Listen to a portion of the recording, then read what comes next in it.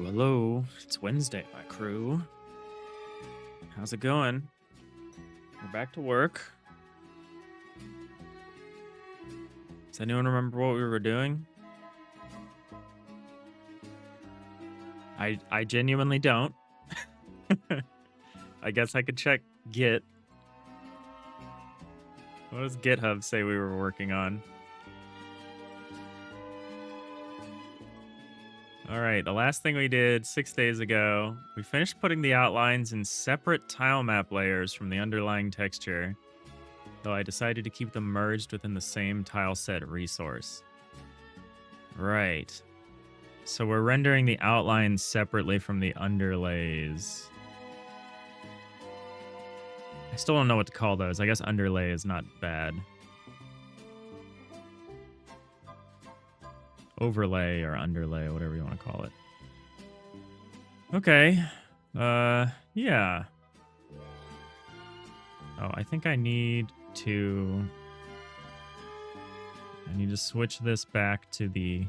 We're back to C#. Got to get the mono engine build out. Back to work. I'm pretty pleased with what we ended up doing for the game jam we did over the weekend. I'm still very tired. It's really interesting, the consequences of all-nighters. I don't feel them until days later. Like, I don't feel them in the moment. I think it's because your body floods you with so much, like, adrenaline and stuff, because it's like, oh, we aren't sleeping. Surely we must be near death. Like, we're probably being chased by, like, or stalked by, like, a great tiger or something.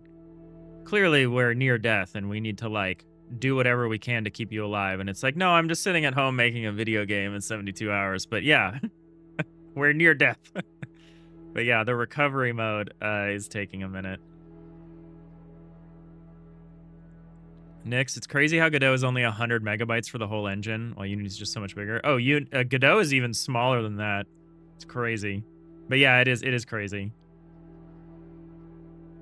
Yeah, someone did the math, and you can fit about 50 Godot installs in one Unity install.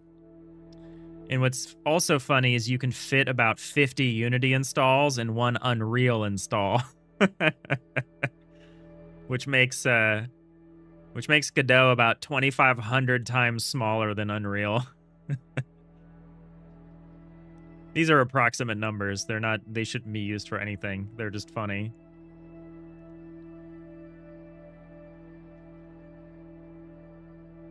Oh no, I guess it is about 150 megs. That's still so small. Yeah, unpacked 4.5.1 stable is less than 160 megs. That's wild. It's pretty cool. There it is, the Grave Escape. I'm very pleased with this. I need to figure out what the what kind of emotes we're gonna get out of it, because I always promise an emote. Man, Digital Iliad's like at the bottom here. All right, let's get back to the real work here. Reception has been overall positive to the Grave Escape. There's a lot of feedback that I probably should have gone for I probably should have gone for like a traditional movement system. The top-down pathing around with the mouse thing, a lot of people don't like it, which is fair. The granularity is there's not a lot of granularity. You can't move within a tile. I should have done just a traditional... I didn't realize quite how, like, overcooked, quote-unquote, or played-up style the game ended up. So, if I was going to do post-jam work on it, it would probably be to add a direct movement system, like axis-based, like keyboard mouse, or like a controller, like left joystick stuff. I don't know if I actually want to do that. That would require like a ground-up rebuild of a lot of stuff, but it would solve some bugs that I'm noticing. I'm noticing some nasty little bugs that are just unfortunate things that happen simultaneously that don't resolve very clearly or well. I don't know. I don't know if I'm going to do any post-jam on it, though. It sounds like a lot of work. Yeah, for like not much gain. I think I'm going to take the lesson. Hey, Obsidian. Happy Wednesday, random Godot streamer. That's me. How goes the FTL-like game? It goes. We're pretty deep into tools development right now. How are you doing? Let me see if the game even runs. We haven't worked on it in a week. Maximum off. We've been doing a game jam. Hey, no Jewel. Does this work? Does the tool currently work? It looks like it. So what we did is we split the rendering of the outlines. So I do need to figure out, I know what we need to do next. We need to start handling outlines that are getting cast down from higher levels to lower levels. Something weird happened there for a second. I think that was just a trick of the eye. So far, this is all right, though. Okay. Yeah, we have this very convoluted way of rendering a 3D spaceship in 2D Obsidian. And we're working on refining the auto tiler that makes that possible. I don't like that little glitch that happens for a second while it's recalculating, but I don't think I can get around that. That will only affect the editor, so I don't know if I care.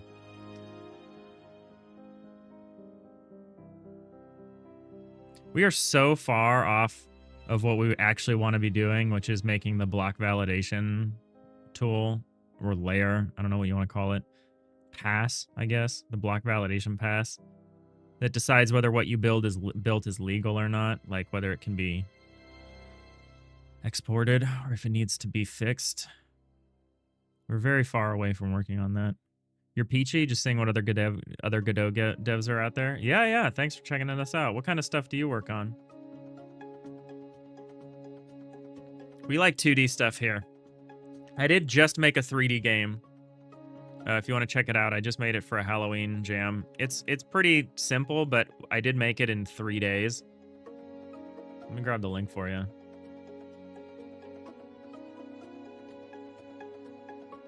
I guess you could just hit the itch link in the bottom of my profile, but I'm going to get you a direct link. If you're interested, if you like 3D stuff, this is what we just made. So you're doing this in a 3D-ish environment? That sounds like a fun, complex validation. Yeah, it's the game space is 3D. It's the simulation layer is often this entity component system powered little C# domain that we have. And then we send this information back to Godot for like rendering and UI stuff. So we're engaging the engine in a very weird kind of way, but it's working out so far. So what do we want to do? What are we trying to sort out here? You're developing an NES-style Mega Man game on your own stream? Hell yeah, let me hit you with that follow. Check out what you're doing. I'm interested to see. I'll keep an eye out. That'd be cool. It'd be cool to check out. Hey, Arneo, what up? We're trying to remember what we're doing. So I think the thing to do right now would be to start adding the auto tiler rules for these additional layers.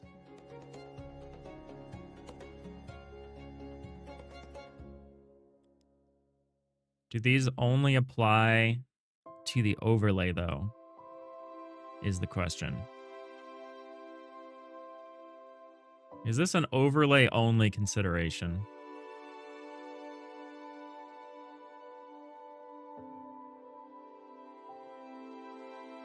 You know, I might totally just rewrite the entire movement system for the Grave Escape. I don't know. I really like that game. I'm very pleased with it, and I would like it to be more fun to play, and that would be a thing that gets there. I don't know. It's hard to judge what's a good time investment with a jam game. I tend to just drop them and not work on them anymore. So if you'll notice, we need to basically cast down from above. So we need to do, I think we only need to do this on the overlay. I don't think we need to do this normally because an opaque surface doesn't care about this stuff. But a semi-transparent surface like the overlay thing kind of does. Actually, I don't know if transparency is the issue. So like here, you'll notice the outline is missing from up there because it's being overwritten because the floor tile above it, this tile, oh, that's awkward. Oh, those are on different layers. That's okay. That's okay. So this should be... These should interact more directly.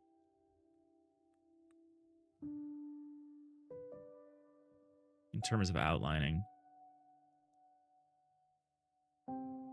So, like, this should ask if there are any outline overlays nearby, or at least this one. I don't know, maybe I color them differently or something. But yeah, we need to basically check from these tiles. We need to look down to see if the tile below them is selected, like is an overlay, and then we need to outline that direction. We really only need to do it looking down from certain layers. So, like, we also need to do it here. You can notice the fail here. So we need to do it in 3 cases. We need to do it from a deck plate looking down to the wall below it. We need to do it from a wall plate looking down to the floor below it. And not just below it, but below it and like over by 1. And then with floor plates, we need to have them look back.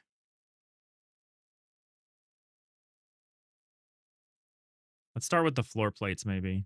It seems like the deck plates are the most. They have 2 cases where they need to do a check.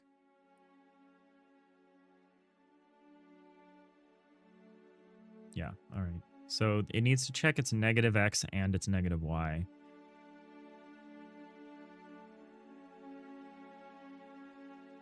If it's not selected. Oh, man. Okay, yeah. Okay. So we have to remove an early out. Because normally we don't even consider a tile that's not selected for an overlay, but in this case we need to. Interesting. Interesting. Obsidian sneaks away. Play the spooky 3D game. Yeah, thank you. Thanks for checking it out. It definitely needs work. It was a big mistake to use my 2D to, in principle, use a mouse click style movement thing like that without a more precise pathfinding system. Although, Nyx did say they could play it on a phone, which was kind of a big goal for me with that game, so... You don't like the black and white filter, to be honest? That's fair. It doesn't look better in color, no, Jewel. Do you want to see it in color? It's not better. I do think I messed up with the readability of it, which I could have improved with better lighting.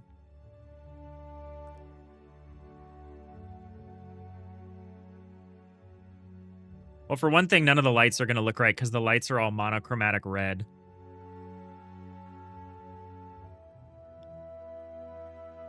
This is the cover shoot. Very cute. Oh, the engine is like struggle bussing right now. What are you upset about? Are you upset that I have 2 of these engines running? Probably shouldn't. You shouldn't be. I'm not actually running the game, am I? Yeah, this is what it looks like in color. I mean, I could change the lights to all be white. We could look at it in color. Maybe it's better in color. We can turn this off. And we can take... Where's the candle light? Candle light. You can change the candle light to be white.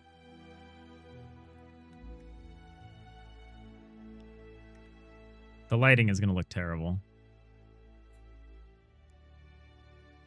Oh, I have to skip the tutorial.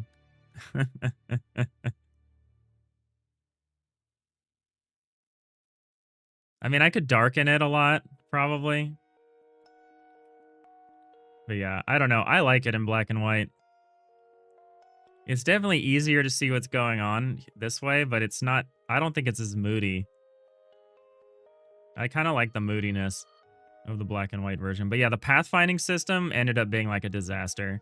There's also something that the zombies do, or not the zombies, but every enemy type cuts this corner here. And it makes it really hard to intercept them, I'm realizing, because they cross it over through this, and you try to deliver something to them, and it doesn't work. I watched somebody play the game this morning, and there were a lot of bugs. I'm shouting over my own music. I don't know, it's cute. It's definitely cute in color. I could probably darken it and it'll be fine. I just think it doesn't have the mood.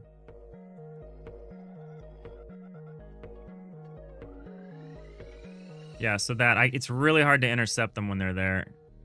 I kind of need direct movement. I'm tempted to add direct movement. I think it would be a lot more fun if you could just move around with like a joystick. I might do that. I would need to add colliders to everything, but that's pretty much it.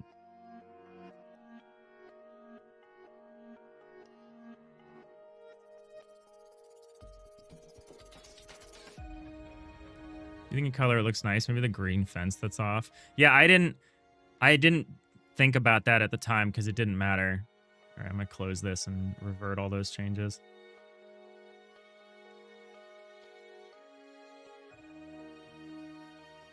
Discard all changes.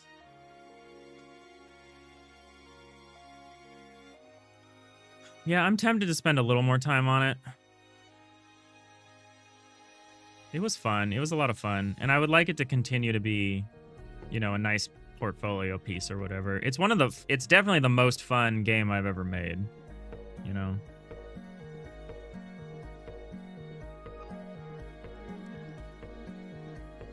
Nix, you think in color it looks nice? Maybe the, oh yeah, I already read that. I don't know.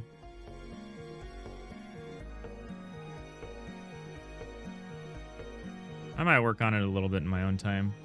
I think I would keep the black and white, but I do think the movement is the issue. I think the movement needs refining. Hey, Rain and Journey.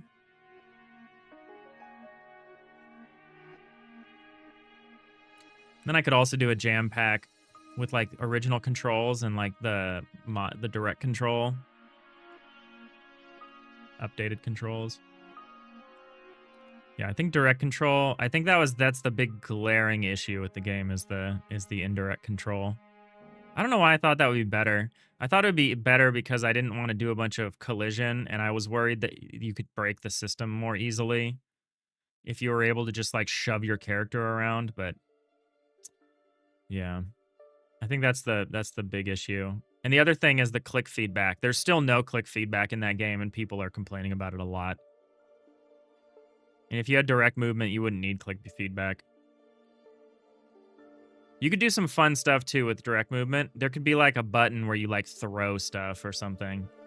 Like maybe you try to throw the candles at the ghost or something. I don't know. You could do some fun stuff. Hey LS, back to the main project. Yes indeed, yes indeed. So what we need to do is we need to start tweaking the auto tiler to start. So we need to get rid of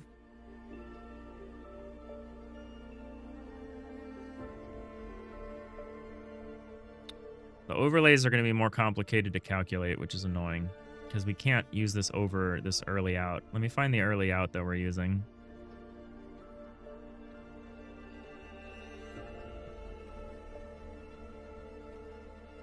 Hey, Arnold. It's a step up from Bare Necessities as a vibe game, you'd say. You need a soundscape for ambience, and it really came together with the art. Yeah, I think the assets... I mean, I didn't make the assets, so it makes sense that the assets were good. But I think they came together very well in terms of vibes. I think the decision not to add any loss conditions was good. Because it's pretty chaotic, and people still think it's stressful, even though there's no consequences to anything. So I think that part of it was well done. Nix, throwing would be OP. You don't fall back for like a second that way. Or would you still fall back? I don't know. I was just thinking about it. I probably won't do any mechanical changes like that. I would probably just update the movement system, because then I don't need to rebalance. It would be tricky because I'd still need the old movement system, because the monsters would be unable to use direct control. So maybe I shouldn't touch it. Maybe it just is what it is. Just is what it is. Because I think for what it is, it's fun. Yeah, it's definitely a lot better than Bare Necessities. I was proud of the way the art came together for Bare Necessities, but as a game, there's nothing there. I wanted another crack at doing that kind of cozy game, and I think we did a lot better this time. Hey, Andre, how's it going?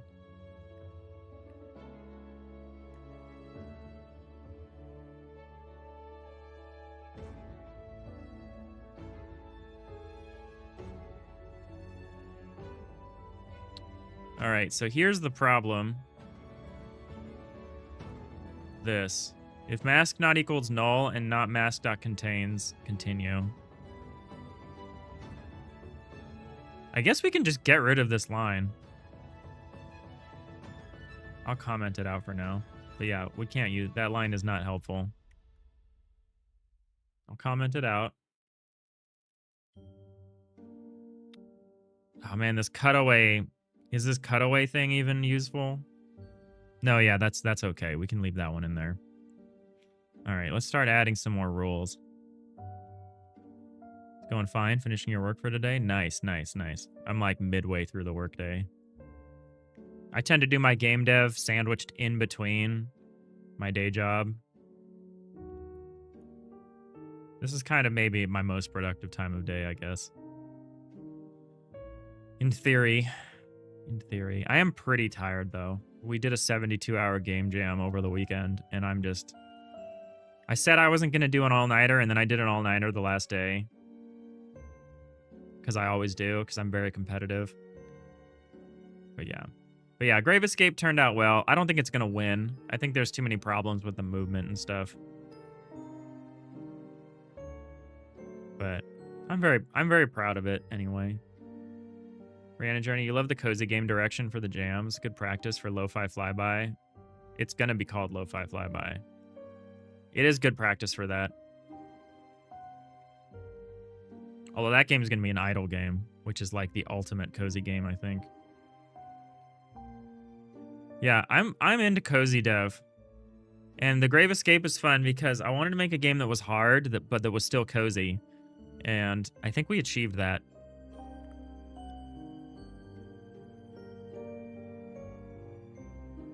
But yeah, it's tough. It's tough. It's tough to take feedback anytime, but it's really tough to take feedback when you're working on something. Like, if someone gives me feedback about this game, the main game, and there's something wrong with it, that's my fault. I had all the time in the world to fix it, right? And I didn't. But when someone comes in and is like, this game is missing this feature, and it's like, I made it in 72 hours, and I almost didn't make it at all. Like, it's so hard to take feedback on a jam game. But I've taken it. I've taken it to heart. I get it. I understand the problems with it. And yeah, I don't think we're gonna do any post-jam work on it. I think we're just gonna let it be. When I'm pleased with the jam game, I just stop. I don't touch it. I just leave it alone. The one thing I could maybe do is go back and add some kind of overlay so you can see where you're clicking, but like, I don't know. I think for what it is, it's fun. I think we just take the lessons and move on. I want to do more game jams. I want to do a lot more. I know we've done 2 in 2 months, and like obviously that's not sustainable, but I'd like to do 1 a quarter. I'd like to do 1 game jam every quarter. Instead of like what we did last year, which was like twice a year. And also this year, which is twice a year. We just happened to do it twice in 2 months.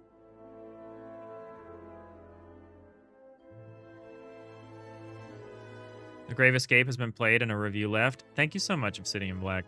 Appreciate that. You didn't have to do that. Hope you enjoyed it. The spookiness. A little spooky holiday treat. Are you chatting on Twitch or Discord? Twitch, where we multi-stream between YouTube and Twitch, Andre. Ship and move on, yeah. That's the workman's attitude. Yeah. If I'm unhappy with the result of the game jam, I will definitely do post jam. Like there's some post jam I need to go back and do for not mini delivery, for Bernard, the Bare Necessities game. Because I'm not super happy with how that one ended up. And yeah, I want to add some audio and some click feedback. Yeah, some people have said that Grave Escape movement is slow. And I know it's not slow, but it is unresponsive. That's maybe the big lesson for me of the jam, is that there's no such thing as too much click feedback. Like, any action a player takes in a game, you should provide feedback for. I think that's important. Because, yeah, I'll get some of the same complaints that we got for Bare Necessities, even though it'll be like, movement's too slow. It was a little slow, and it's like, He moves so fast. Everyone in Grave Escape moves so quickly. But it's a click feedback issue, I think. It's sometimes hard to interpret feedback, but I'm pretty sure that's what it is.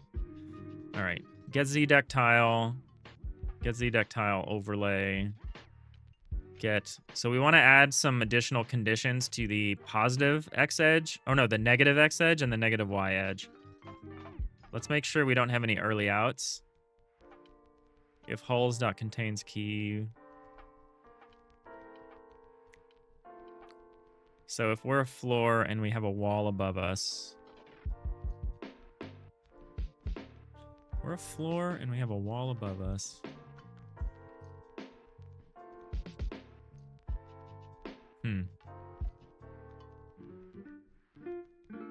Hey, Andre. From YouTube here. Thanks. You need to add a link to Twitch in the description below. Maybe. I have a link tree. What I've added on YouTube is just a link tree, but yeah, that's a good point. I think it's great to watch on YouTube. I think the quality's higher, and there are no ads yet. No, Joel. Yeah, people saying Grave Escape is slow should play Bare Necessities. Yeah, they should appreciate what they've actually got. Obsidian. You think he feels slow because he's not much, if at all, faster than the other enemies? He's 50% faster than the other enemies. His walk speed is 1.5, and their walk speed is 1. But it's the jarringness of the movement. It's because he can't move within a tile. You can just tell him to move to the next tile, or move to whatever tile. It's pathfinding based. But you can't tell him to move within a tile. So I think a lot of people, they'll click and nothing happens. And they'll click and nothing happens. And then so he'll feel slow. The Twitch chat is more active than on YouTube. That is true. That is true. That is true. But some people want different things. Some people just want to co-work and hang out. But yeah, I could probably add some more info. Twitch is a little hard to like add links to YouTube in a way that's acceptable everywhere, but I'll look into it. I appreciate the feedback.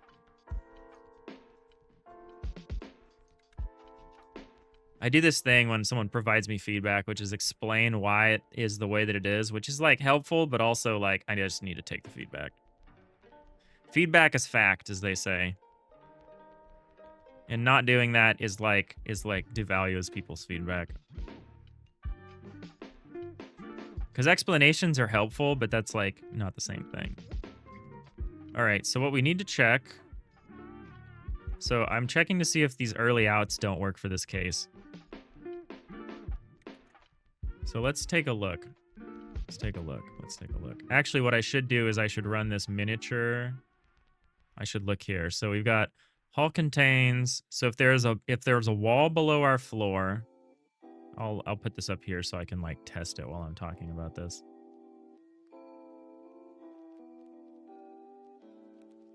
There's a wall below our floor. Whoa. That's new.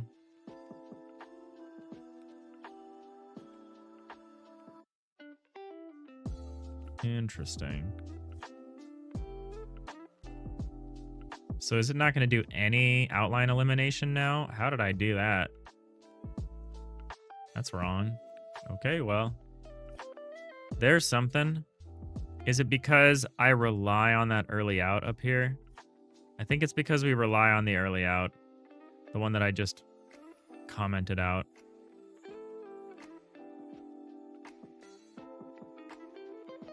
Mask is not equal to null and not mask.contains hull key.xyz. So it's like if this tile is not included in a selection for an overlay, then just don't bother rendering the tile, which is correct. Which is correct generally. So I need to add this condition further below to all of the overlays.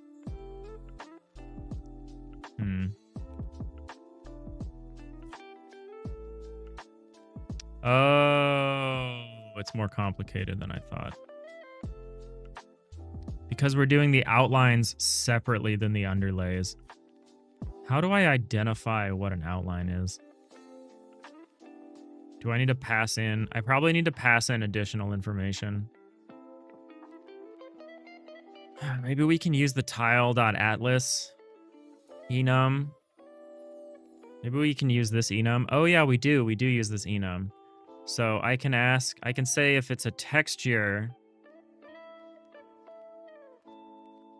I can say if it's an overlay. If it's not an overlay, we can use that early out. If it is an overlay, but it's not a texture, we can use that early out. So really, we only worry about, is it an overlay outline? So we'll say if the mask is not null and the tile atlas is not an overlay outline, that should fix that. So we'll say if mask is not equal to null. Let's say, saying if mask is not equal to null. Well, okay, I'm going to leave this one out. No, okay, here we go. So it's going to be if tile.atlas, or if atlas is equal to tile.atlas.outline overlay outline. Or overlay texture. And continue. Yeah, that should fix that. It won't fix the outline, but that's fine. We need to write the rules for the outline.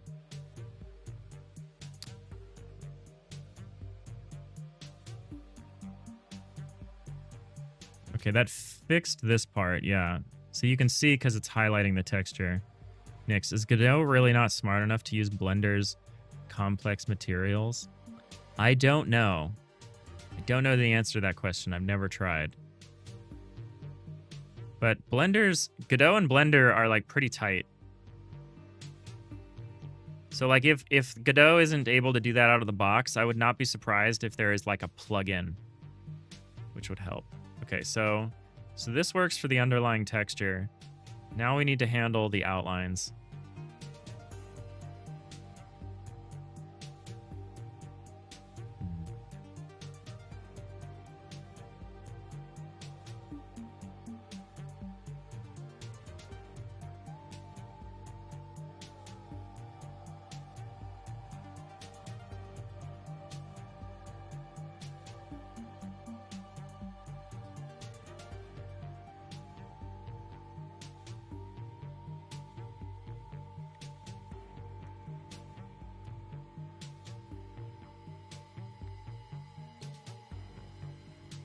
Plugins, huh? Godot is all about the plugins. Obsidian Black, you think it would be a matter of converting Blender's underlying material shaders or node graph into Godot's equivalent? Yeah, I don't know. Godot, for me, has been pretty good about taking in Blender stuff, but I haven't tried to do anything complex. Hey, Dobbsworks. Sorry you missed the raid the other day? Oh, no worries. No worries. Yeah, it was funny. The timing was hilarious. It's all right. It was pretty late. We didn't have a lot of options for raiding. And you were doing Godot. So, no harm. Give you a quick shout out here.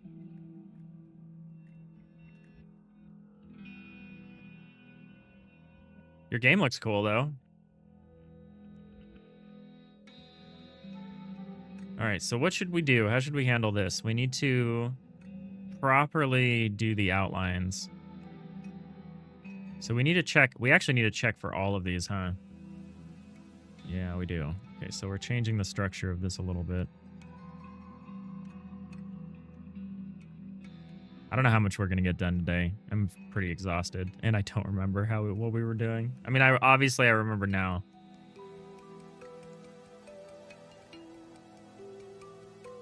You've been poking through the VODs. You love the cutaway effect I've got going on. Thanks. Yeah, it's a lot of tech that accomplishes very little. Obsidian. Godot shaders are kind of unique to Godot, as Godot then takes its own shaders and converts them to GL, DX, or Vulkan shaders eventually. Interesting. Yeah, my shader prowess is very minimal. Like I was just proud of a black and white filter I was able to put that was interesting on Grave Escape. Next, yeah, procedural textures just aren't supported. You gotta bake in your textures. That's too bad. But how's it going, Dobbs Works? How's your stuff going?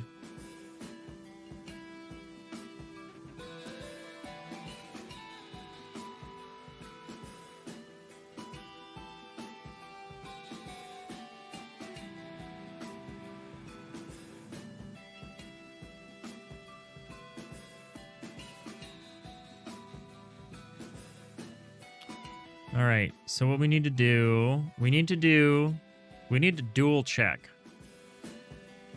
We need to do a number of checks here. Because what we need to do is we need to control whether the outline is being drawn for the overlay. What about these early outs? Do any of these get in our way? Oh, right. This was the like. Is there a wall above us? I need to check something. No, Joel, you're working on a pixel art shader asset pack for Godot? Hell yeah, that sounds awesome. Your shaders are good. Okay, so the logic here is it's saying... Oh, it's asking if there's a wall above. There's a wall above us on the flats. Do we ever need to...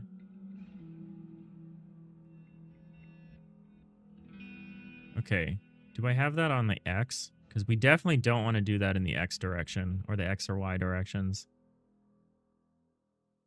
But in the Z direction, we do. So I want to see. I guess this will work. Do we have that early out? We do not. Okay, good. Okay. Okay, so we have some idea of what we're doing here. Cutaways, door contains, cutaways. Okay. Excuse me. Obsidian. Procedural materials are supported in Godot, but you need to write them in Godot's shader language. Alternatively, as suggested, write a Godot plugin that converts Blender's shader language to Godot shader language. See, no problem. You just need to write your you just gotta write your own plugin. And then publish it for everyone else who needs it.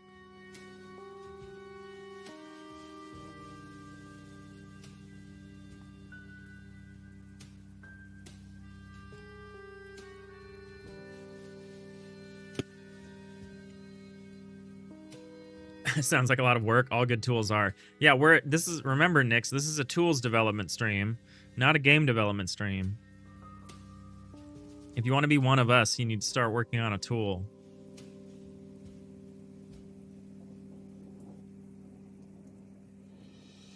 All right. All right. Let's see if we can get this. Let's see if we can put this together here.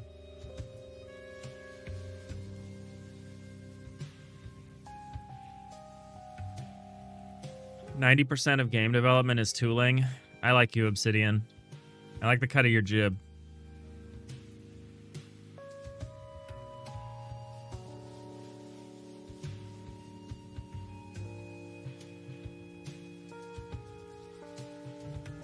"90% of game development is debugging." That is also true.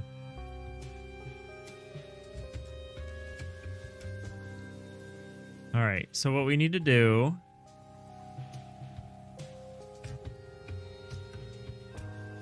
Yarnold, you don't work on a tool? You'll find something. You'll find your way. You are one. I didn't say that.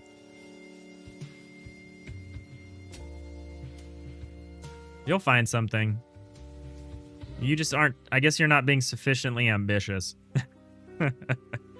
If you haven't found the need for a tool development yet. Alright. Alright.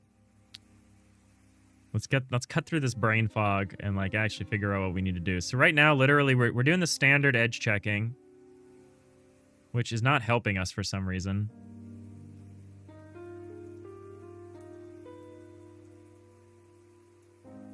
And we need to do containment check.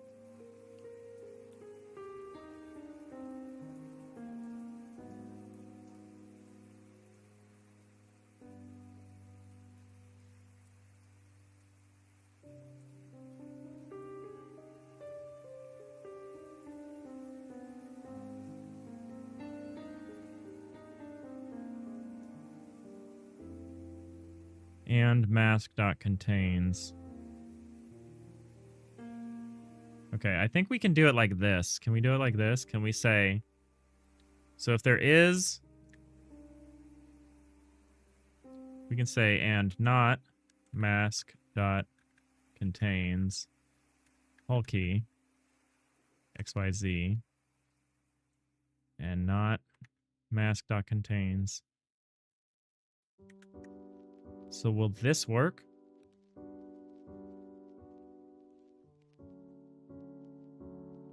I guess what I should do is I should try to get back into a regular state first.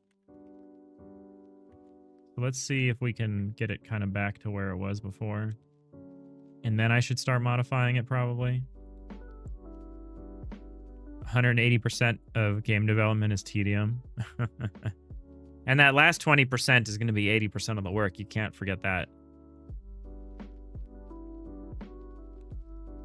Yeah, I don't think there's any way of getting around 180% of the work.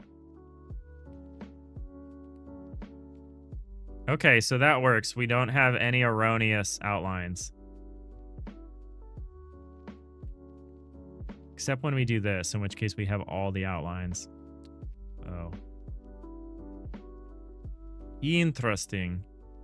Oh wait, why is this just stuck like this?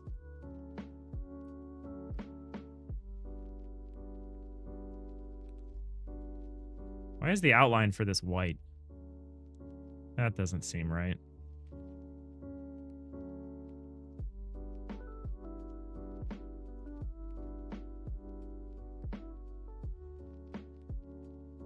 And then why is it behaving like this?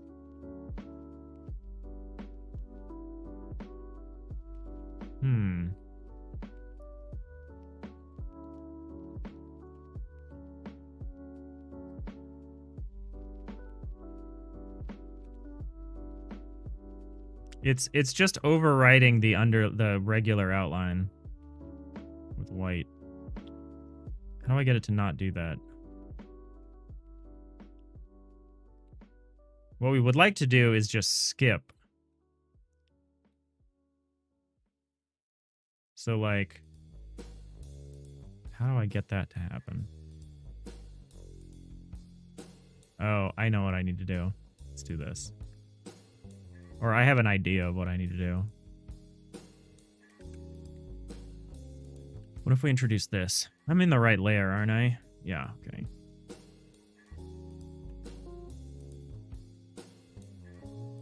We're just gonna kind of flail about today and try to figure this out.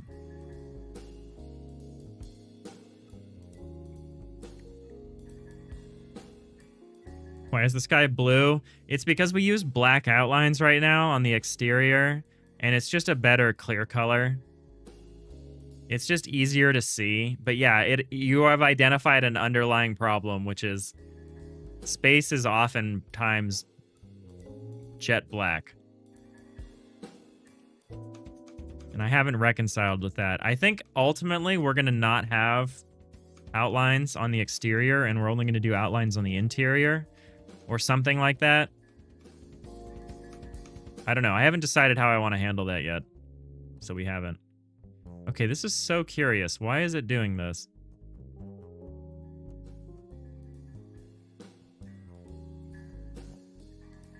It's mimicking the regular outline. Why? It's because has edge negative X is coming I know what's happening.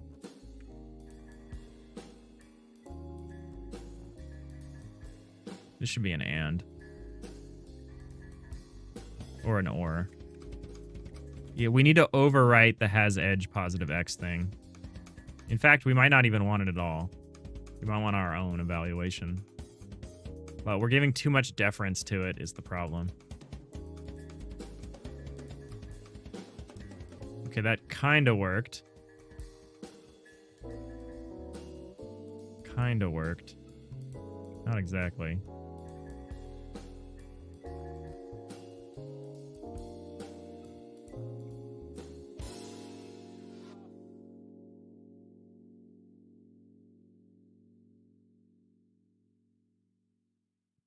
You're just riffing on why are the outlines white? Oh, why is the sky blue? Yeah, these are all good questions. These are good questions.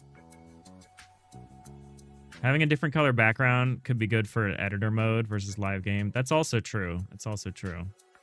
Like a blueprint background or something where it's like super clear that you're like not playing the game right now.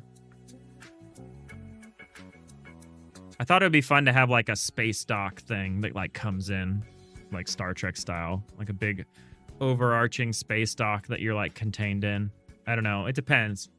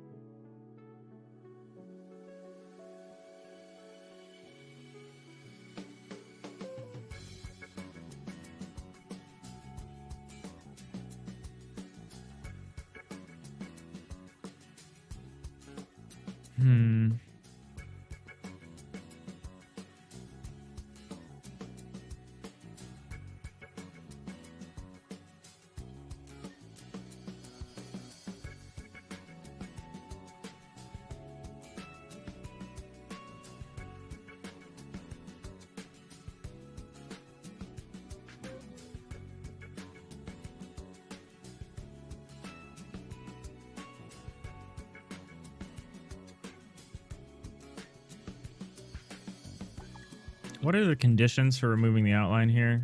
Normally, under normal circumstances. Okay, there's nothing there. And if there's nothing there, and if there's nothing there, blah, blah, blah, blah, blah.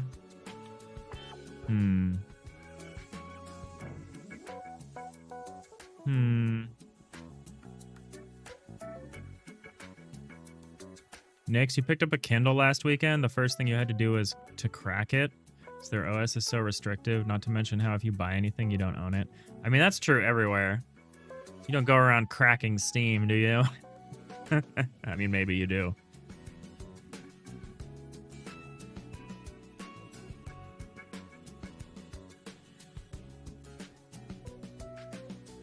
All right.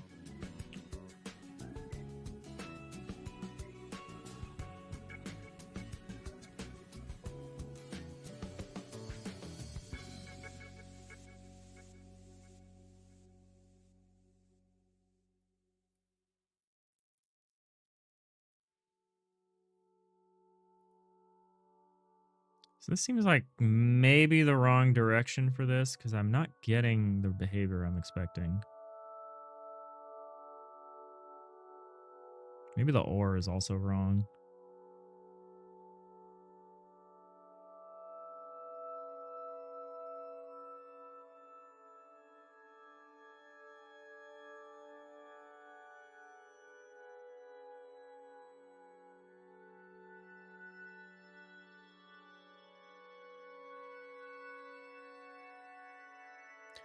No, but with Steam, or a better analogy would be the Steam Deck, I can actually access and play the games outside of Steam.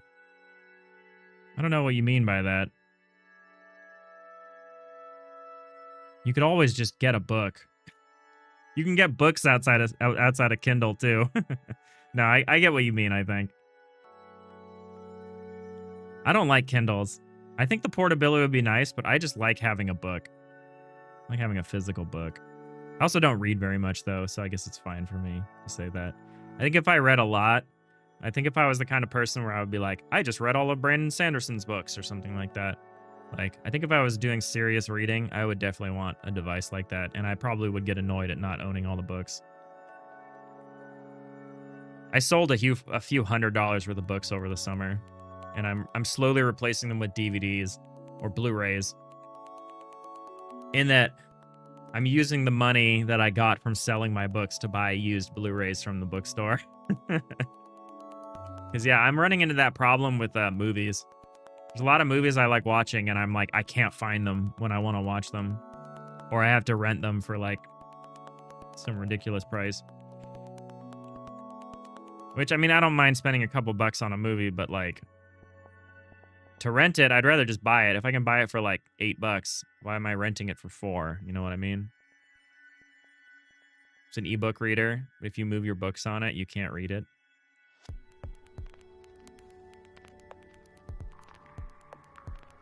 Also, the OS you have is a built-in translation tool. Oh, cool. And dictionaries and Wikipedia access, all from inside any book. It's really cool. That does sound cool.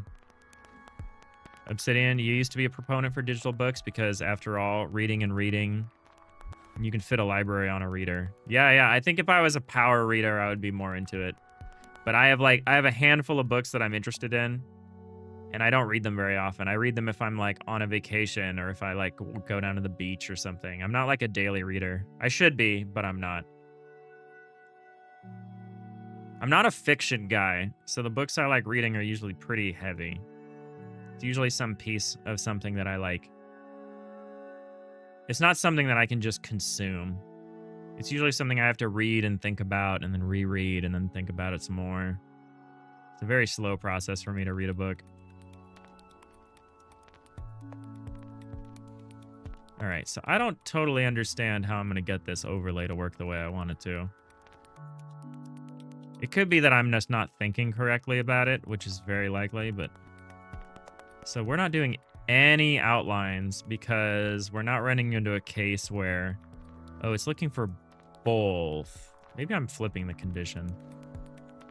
Hey, LS. There's totally people who read lots of books only once. Readers are probably best suited for those people. Yeah, that's what I was thinking. It'd be like, I'm on an Agatha Christie binge. I want to read like a bunch of Agatha Christie books. It's like, I'm not going to buy a whole library's worth of Agatha Christie books. It makes more sense to just pop them on our e-reader and read through them, right? No, I get that. That makes a lot of sense. I have a very small collection of books. I mean, it's still a whole bookshelf. But I have a pretty small collection of books, and I think I keep them more often for reference than anything else. Just kind of why I like having the book. Because it'll be like, oh, it's time to read Richard Fabian's Data-Oriented Design again, or whatever. Or I don't know. Maybe I want to read some Jean Baudrillard and just be confused.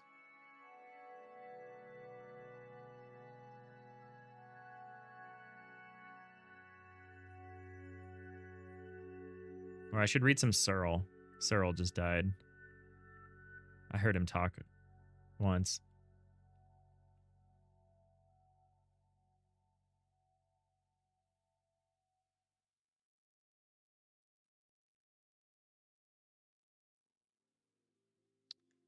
Huh. I think the ore is messing me up.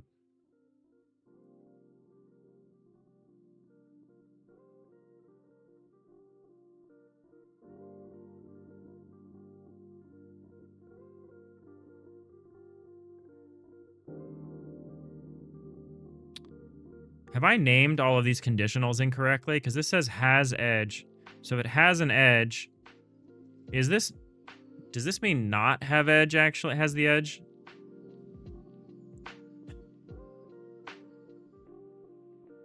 Because if this has an edge, if we get rid of all the other language, if it just says, if there's an edge here, skip it.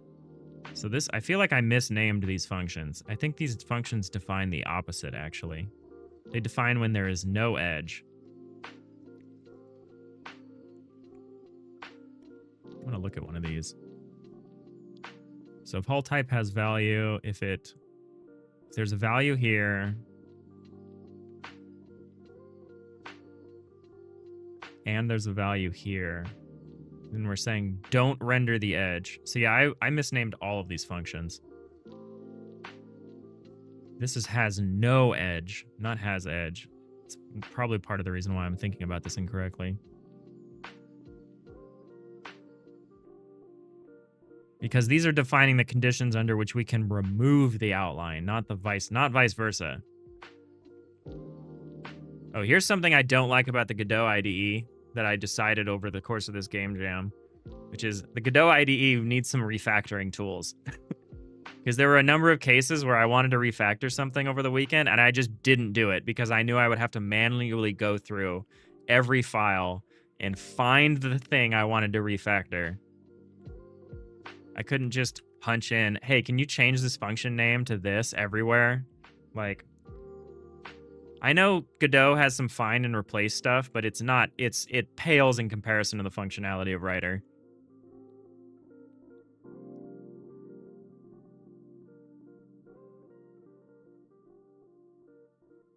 I should probably call that not has rather than has no. Yeah, let's do that.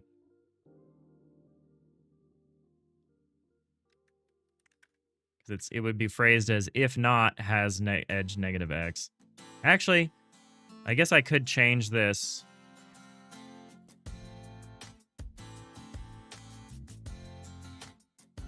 I'm going to change it here. I don't want to flip it when I read it, when I interpret it. What's a book? Hey, the ant coming in with the real questions.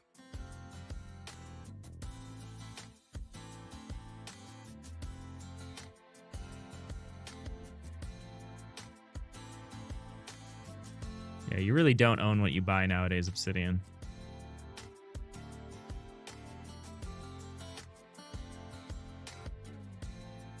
Yeah, nobody owns anything nowadays.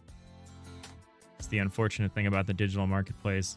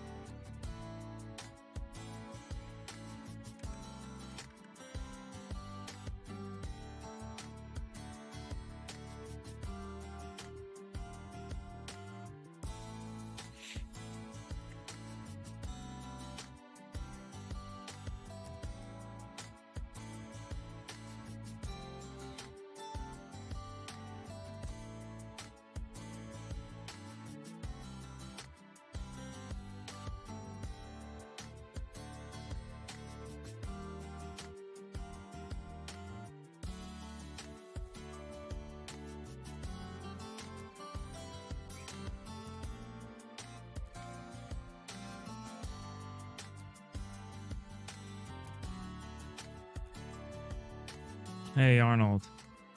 I think as you get older, it's less likely you get excited about a new book. I think it's less likely you get that excited about a new book, you'll read it twice. Maybe something you really liked as a kid, teen, you'll revisit again at some point. Reading a book can become a month-long commitment after all, yeah. But yeah, I don't read fiction really, so I don't really read it for like the entertainment value.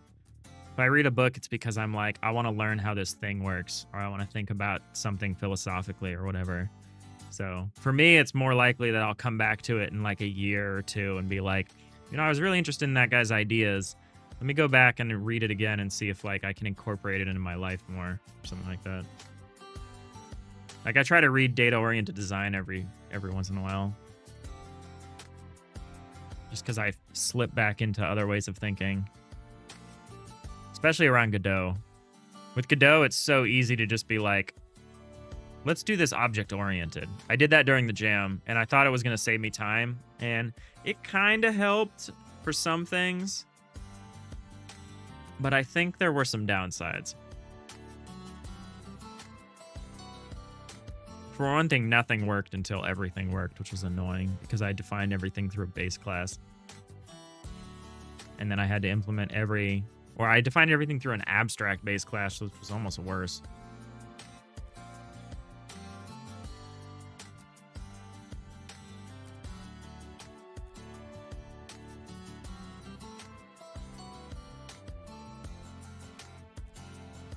It can be good. It can give you like new ideas for your game or something. Not to steal it outright, but give you ideas or something. Thanks for the hydrate, Nix. Oh, and the ant.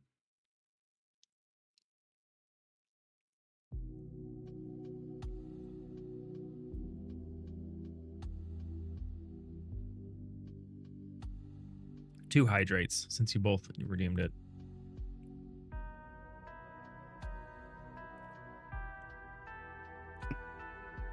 Sorry. You're gonna go eat and drip back to sleep? No worries. Thanks for hanging out, Nix.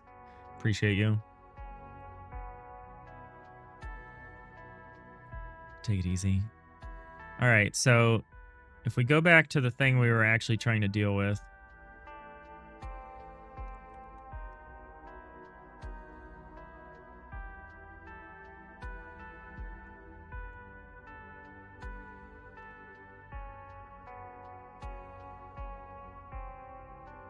So these conditionals define when we can get rid of an outline, which is why I've now called it if not has edge -x,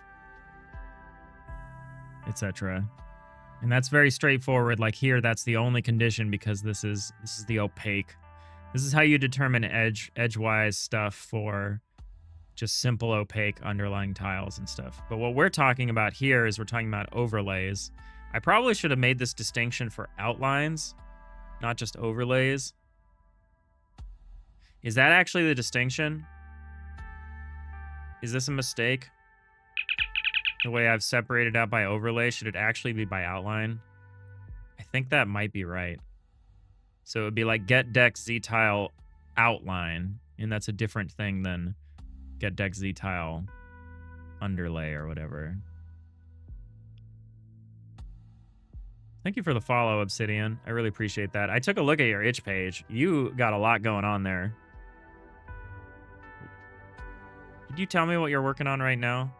I think you did. I think you said tools or something. And I was like, word.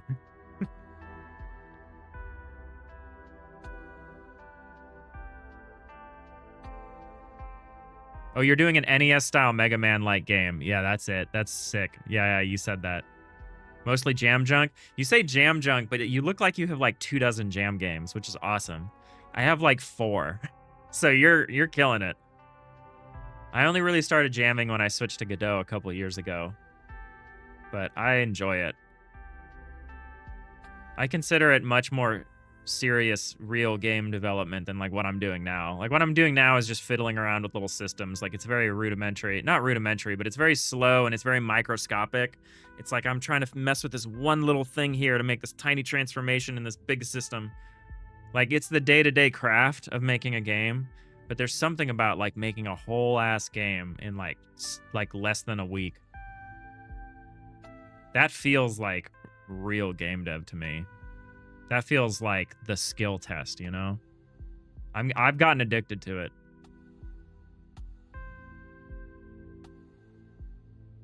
You love hate jams? I could see that.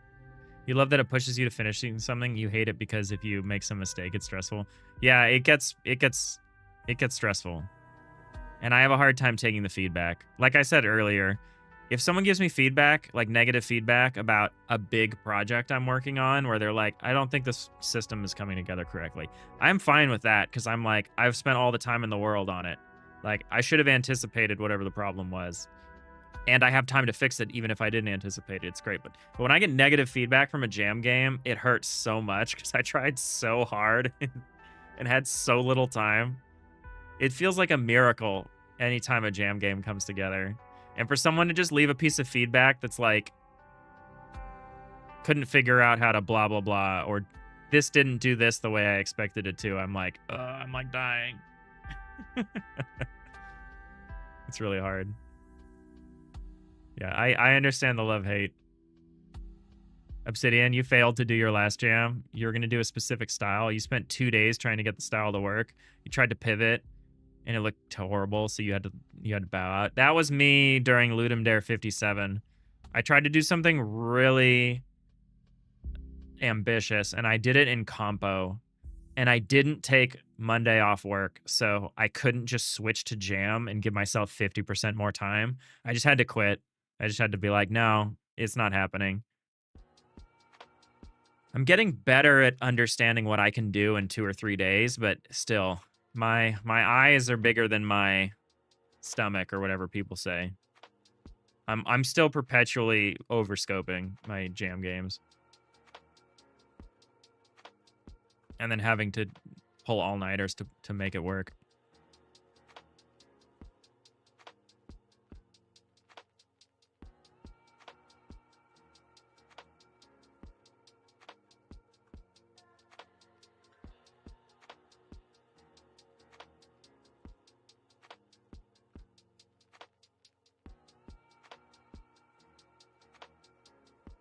City, and you're hoping to make up your recent failure by joining another jam at the end of November or early December. That's awesome.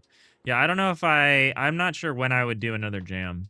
I'm very picky about my jams. I like doing solo jams or jams that have solo categories, and there aren't that many of those. I also like doing jams that are like 3 days. Like 72 hours is my favorite. It's just enough time to do something that feels fun. But it's not so much time that I like lose 2 weeks of work.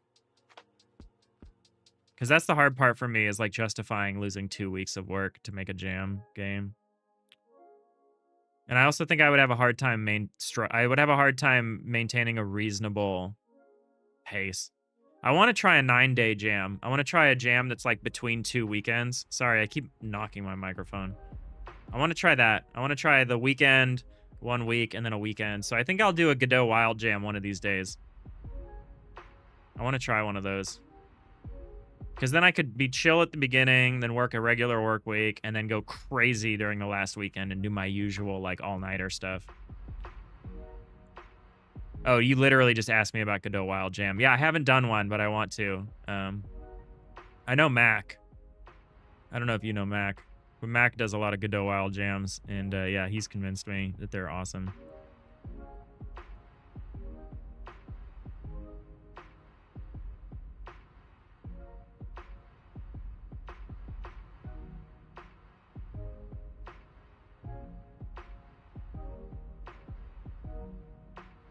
Yeah, so why does this not behave the way I do? So what am I asking this? I'm asking that if there is no edge here, or if there is no containment.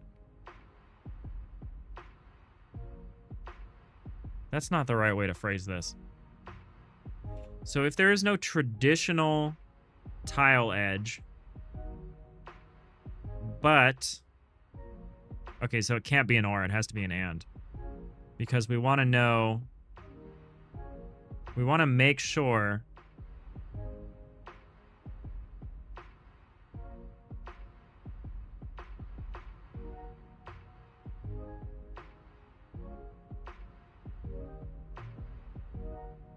Oh, it needs to be either the mask contains us. Oh no, it needs to be both. The mask doesn't contain this tile and the mask doesn't contain the neighboring tile. If one of those is not true, then we have to skip. So this can't be an or, it has to be an and. Although that behavior was not good when we did that. So I gotta understand why that's not the case. But yeah, it definitely needs to be an and.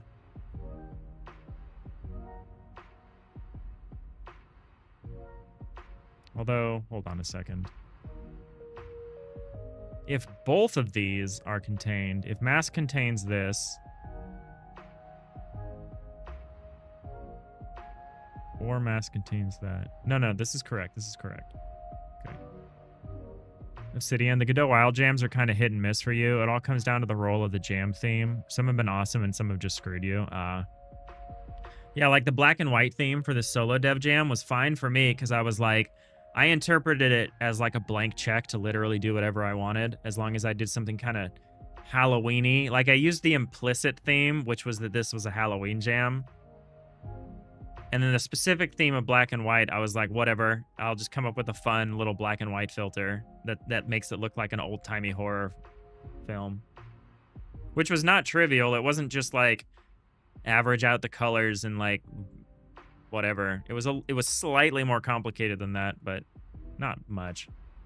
But yeah, other people were like, I hate this theme. Because like it doesn't constrain me in any way. It's just like, yeah, just make it black and white. Okay, I think I did it. Okay, so it doesn't work in this case. Huh. It works in the generic case. I'm still unhappy with what's going on here on the edges. This should not be happening.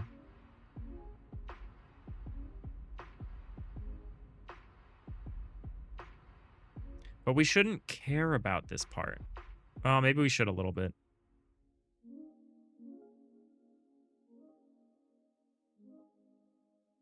And this part isn't working right either. Although you'll notice that we're not getting the thing before with the missing outline along these lower edges, which was the thing we were trying to fix. So we have fixed that part. So like this tile is correctly casting an outline back to the tile behind it, which it needs to do because of Y sorting. Because if you Y sort normally, because there's a little bit of overlap here on the edges of the tiles, it actually doesn't work properly. But it is working in this case, which is brilliant. So that part's working great. We're being a bit overzealous in, as far as everything that we're outlining here. How do I get rid of that? How do I get rid of this stuff at the edge here that doesn't count, that shouldn't count? I guess the primacy of the mask, whether you're in this selected area or not, should matter more. Because right now we are treating all of these conditions equally, which is wrong.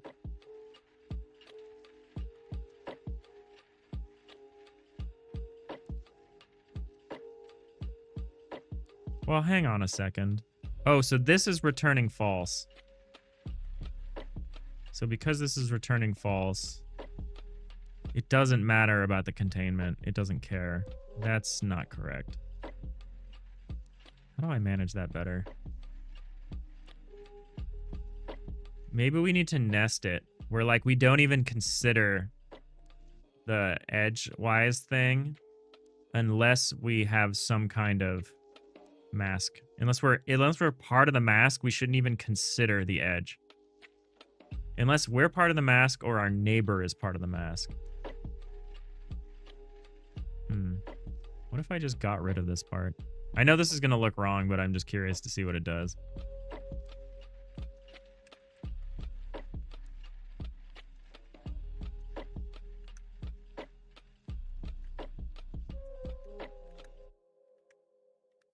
We'll just try this along one axis here and see what happens.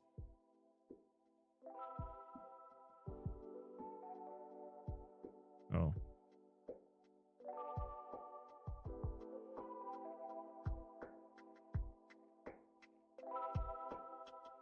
Oh.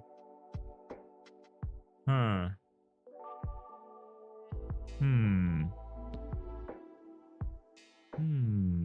So maybe we don't care. We don't care about that.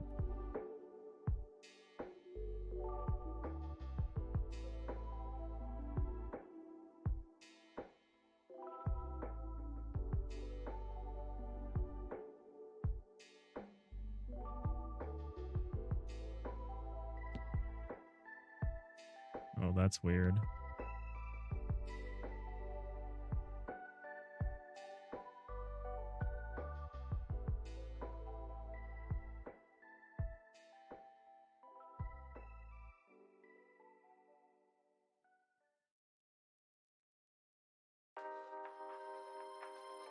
Okay, we're gonna try this. We're gonna try this. This might be the correct direction to go with this. I'm not convinced of that, but I'm curious.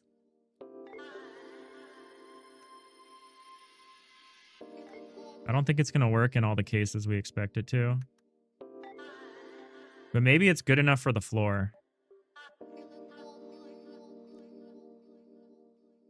I don't think this is right. I'm curious. So what if we... So let's just check the simple case, which is this, which is, yeah, you'll see there are no outlines back there. This is good. That's good. And then, although the interiority thing is wrong. How do we fix that part?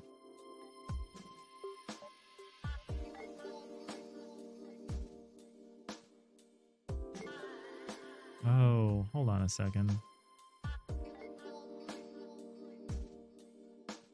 I'm so dumb. I'm such an idiot. Let me put this back.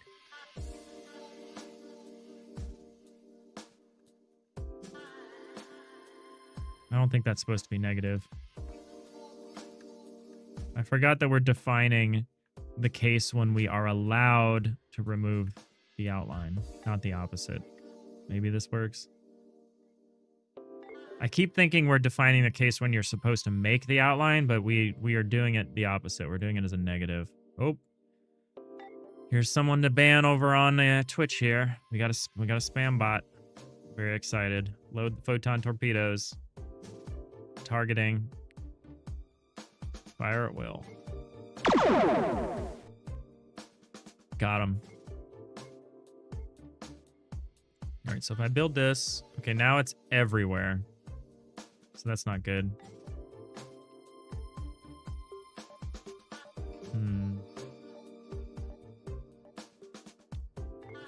This.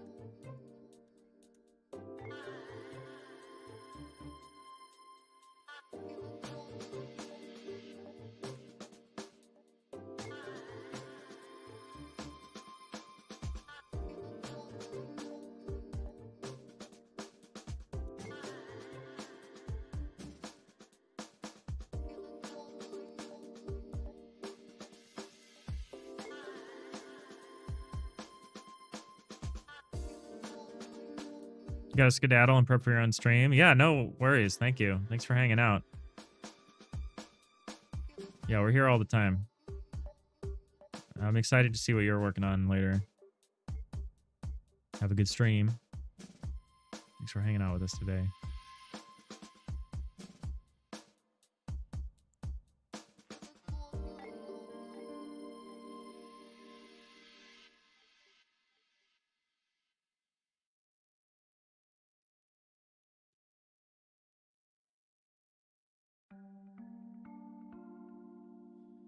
That's fine. I've kind of hit a wall with this. My brain is not working, but we're gonna keep at it. So when do we want to get rid of this outline? We want to get rid of the outline if we do not traditionally need it.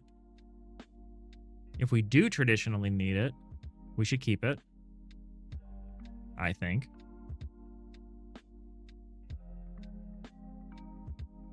So if we don't traditionally need it, we can get rid of it. Except if we need it because of this mass containment thing. So I think I'm actually looking for combinations. I'm looking to see if it's an XOR kind of situation. I'm looking to see if there's one is contained but not both. How should I express that?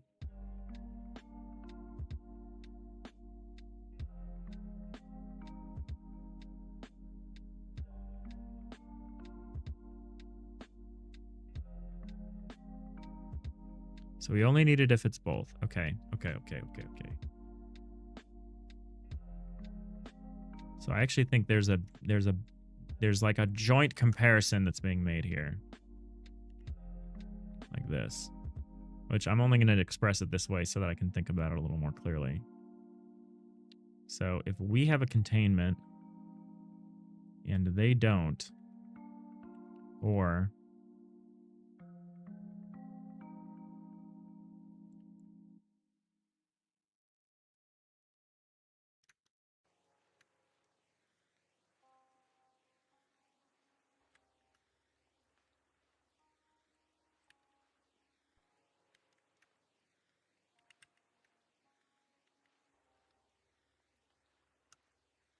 we don't have a containment.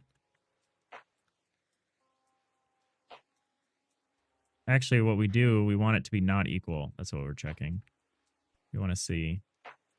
We want to make sure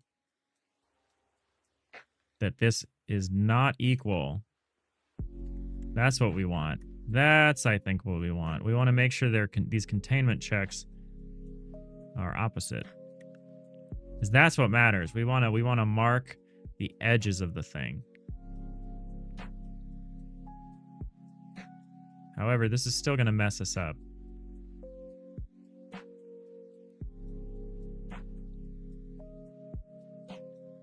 So here's this. We also need to do, so we need this check. Because this has edge thing is still going to cause us a problem, but let's look at it for a second. I actually don't think this is going to work correctly, but we're going to try it. No, it didn't. It didn't work correctly. So maybe we do the mass containment check first. Altkey.xyz. So if we are contained,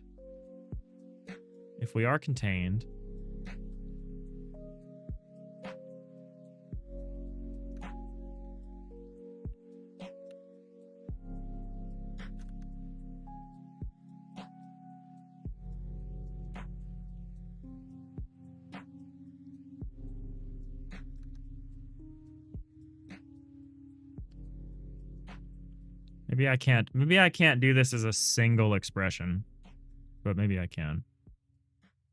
I'm going to try it. Sorry, I know this is like, we're not getting off to a strong start. We'll return to our main project here. Kind of just dipping back into it. It's amazing how quickly your whole brain can just clear its cache and not remember any of the thing you were working on before because you tried to work on something different for like a few days. And then you almost have to get back into that way of thinking more than anything else.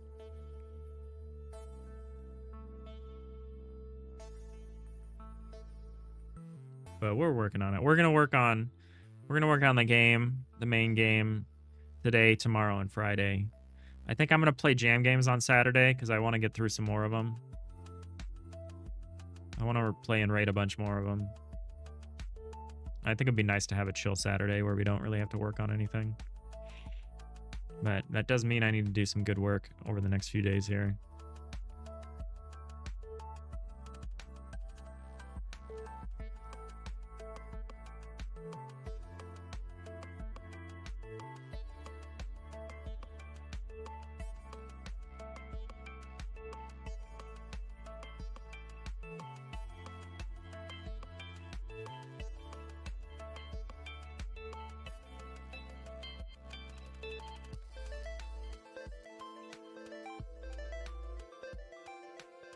Rhiannon Journey, you just got back from making a snack. You heard chill Saturday. Yeah, I think we'll play and rate more games on Saturday.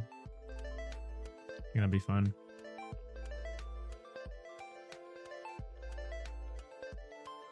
I was just saying I'm struggling to get back into work mode. My brain is not working properly. So, if we are contained, then I think we care about this. But if this is not true, then we care about something else. Yeah, I'm not sure if I can express this as a single compound evaluation. I think we might want to nest this a little bit. Which is fine.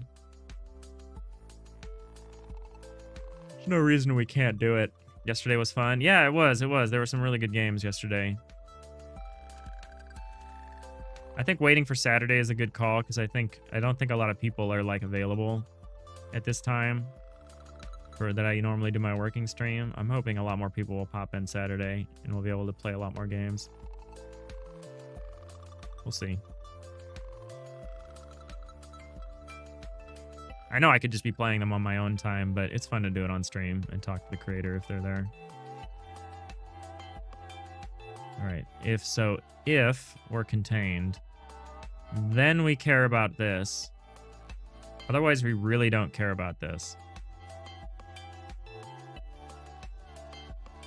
So yeah, I think this should be expressed differently. So let's just do like that. Let's at least express it like this to start out so I can like understand what I'm talking about here. So if we do it like this, then we're interested in this.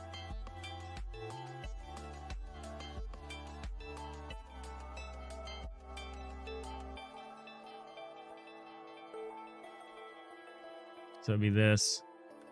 And then we would want to check the neighbor thing. And specifically, we would want to make sure that...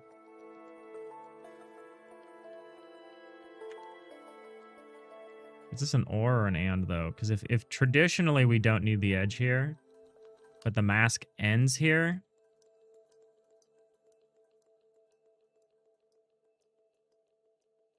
So maybe we should... So is this an and?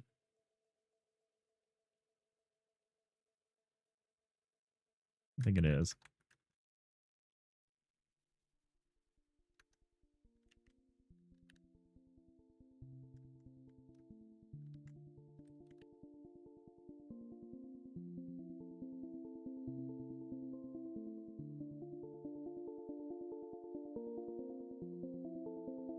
And then if it's not...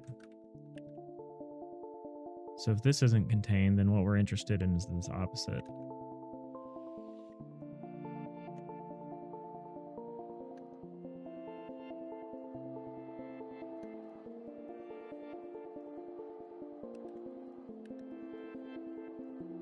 Is this it? Is this the control flow here, essentially? It's fun to watch, too. A nice little change of pace. Yeah, it is. It's fun. Arneo, feels weird hopping from YouTube to Twitch. Maybe you should try the Twitch phone app again. I don't know. People seem to have problems with it. But whatever works for you. It's fine by me.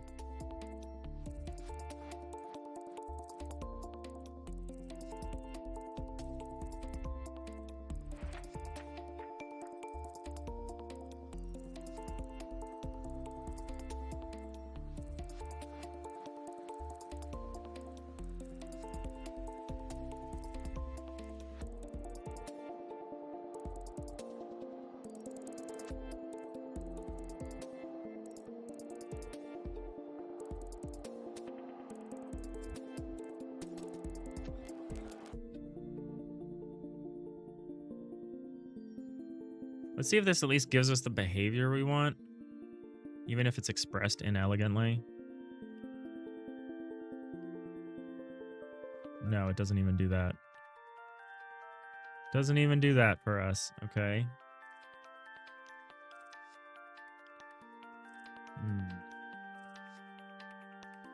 Where did I mess up?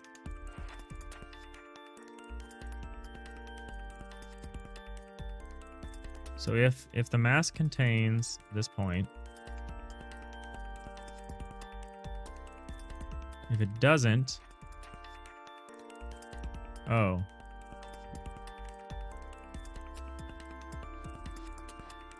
So if it doesn't, if not mask, and then if this also doesn't. Here, I bet I could express it like this.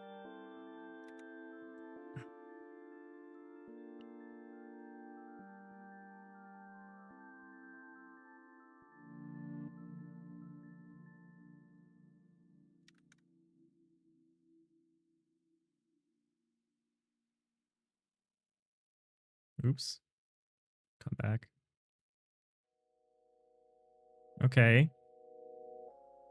Almost. Almost. Almost there.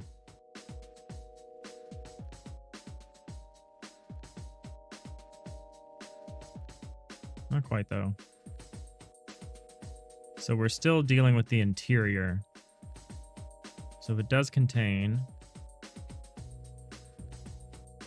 So this is not being triggered. So this or... Yeah, this should be an or.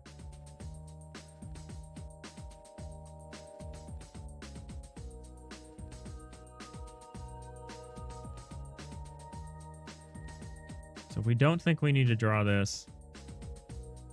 Oh no, it's an and. If we don't think we need to draw this, and we don't think we need to draw this, then you can do it. So we're not actually hitting this correctly.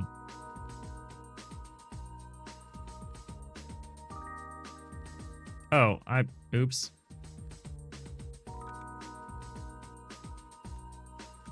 That explains it. I wasn't actually looking at the neighbor, I was just looking at myself again. wrong.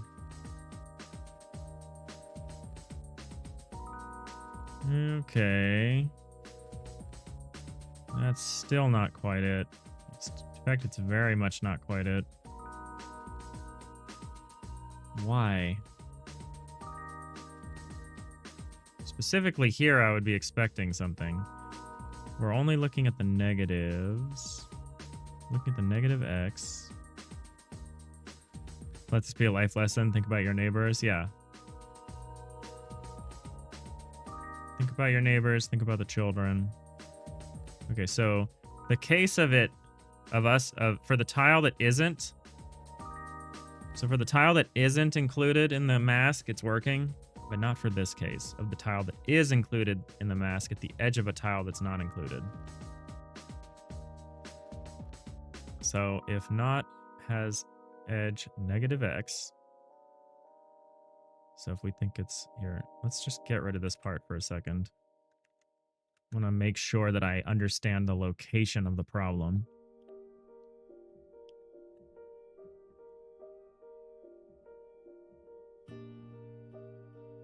Okay, I do understand the location of the problem. Well, sort of. So the not negative x thing is actually really messing us up here.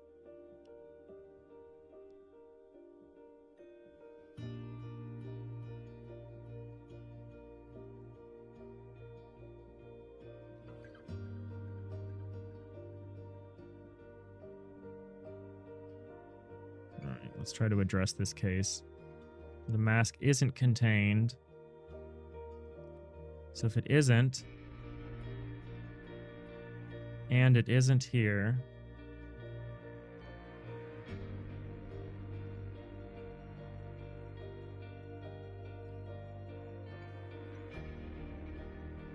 so if it's not contained here, and it's not contained here,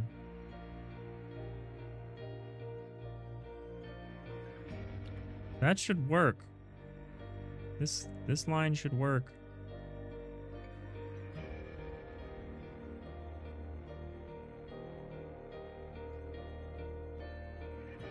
So yeah, if I comment this part out, man, auto tilers are tedious to understand.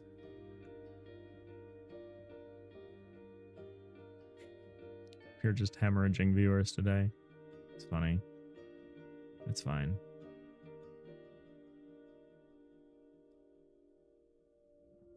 Oh, we're never getting rid of this then. Interesting, interesting. Well, that's a weird step back.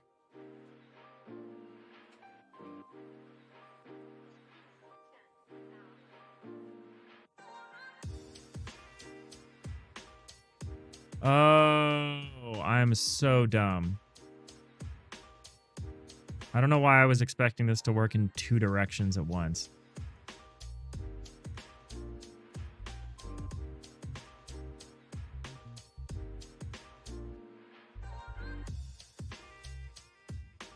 I would need to actually write that. Can I write this the way we wrote the other one? If mask dot contains... Here, we're going to do this nested a little bit. All key.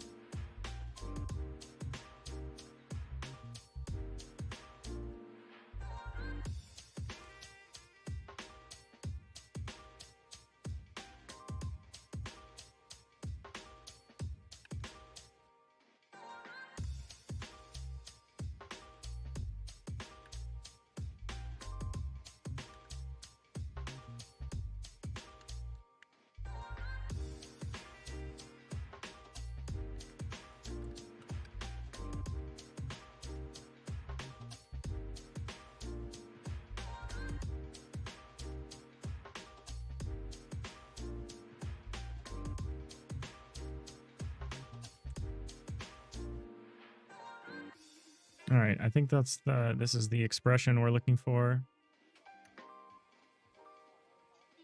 FTL here being as expected, the hotly anticipated new file transfer launcher that will yeet USB drives into orbit. Yeah, exactly. Hey, Stiggy Man. Welcome, man. Welcome to the channel. How's it going?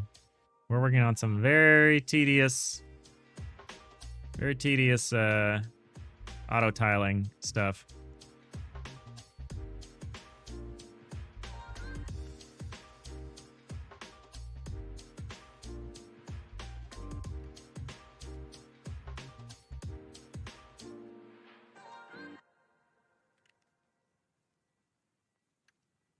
How's it going? All right, that should be right for that, but the problem is I wasn't evaluating the positive direction. I was only evaluating the negative, and obviously that's not going to look correctly. You're doing meh today.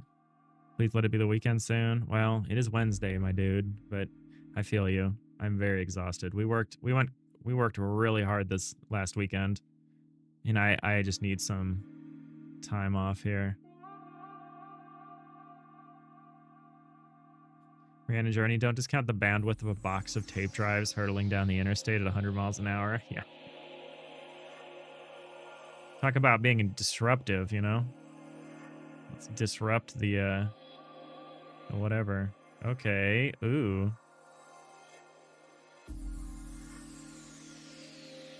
Did I put .y at some point here? What the heck is happening?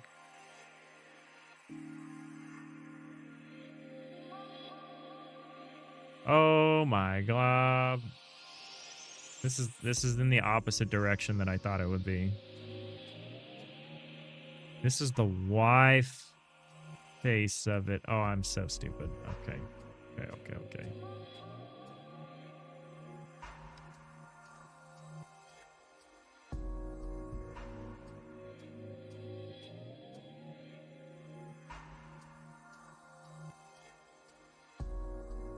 Okay, that almost... Well, no, not quite. None of these interior lines should be getting drawn in this direction. But they are. So we're saying, okay.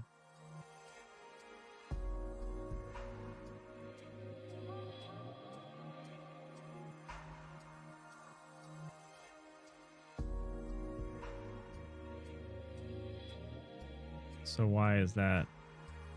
So if mask contains this tile, so if this tile is selected, and we don't need a traditional edge here, and the mask does not contain the one here. Oh. Oops. I keep switching back between describing why we wouldn't need the outline and why we would need the outline. I'm only describing, I need to only describe why we would not need the outline. Come on, Dave. Like, it gets disorienting to be like asserting a negative in my mind for some reason, which is weird. Even though it makes sense because we're offsetting the Atlas coord because we don't need the outline. We're removing that outline from the Atlas coord. So in this case, it would be or, this is not, and that is not.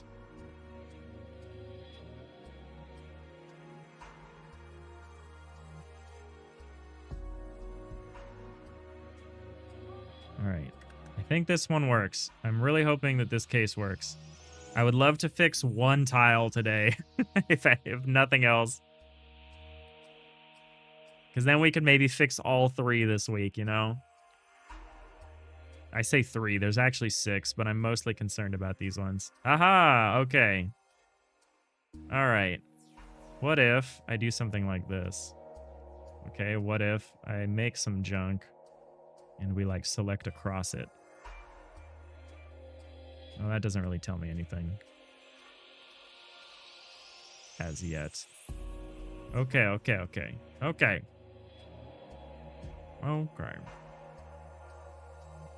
Wait, that still is a little weird to me that works. Oh, because it's this one's negative and this one's negative. I understand. All right, so let's extend this down here. Rewrite this to just basically be this.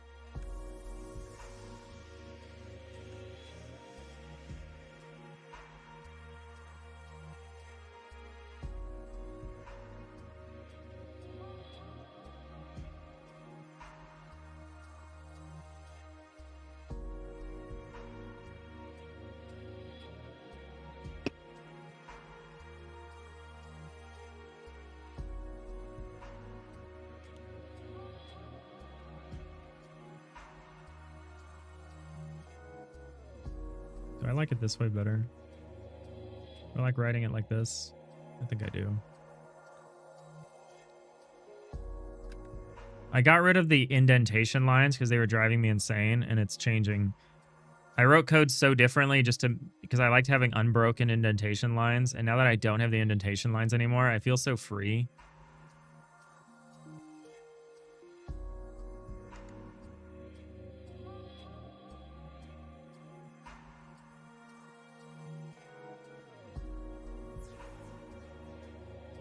Okay, we just gotta change these X's to Y's.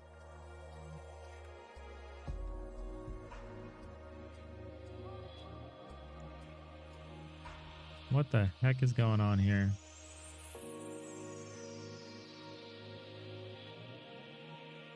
Okay, this should be right. This should be right.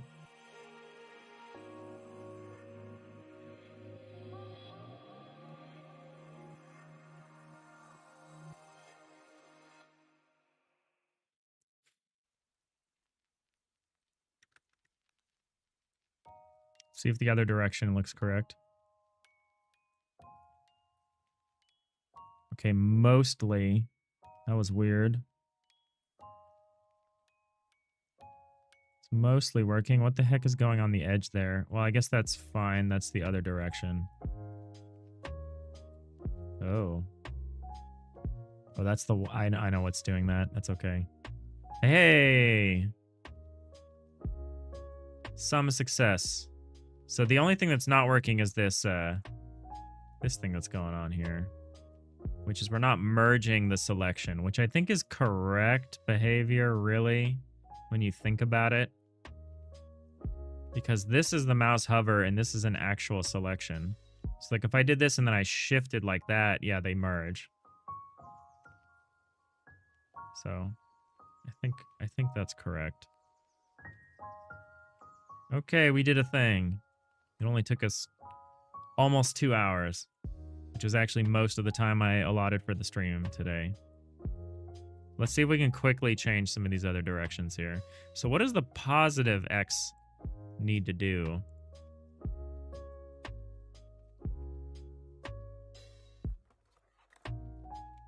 Does it need to do anything? Because it's always getting undercut.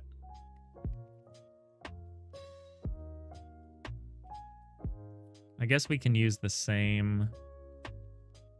I think the logic holds, so I'm just going to use the same logic for now, and I don't even know if we're ever going to perceive this one, so I'm going to not stress about it.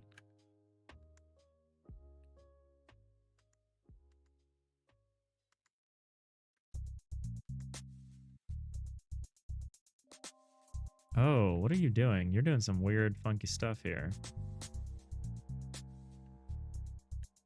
JetBrains has some interesting ideas about indentation. I kind of don't hate it, but I also kind of do hate it.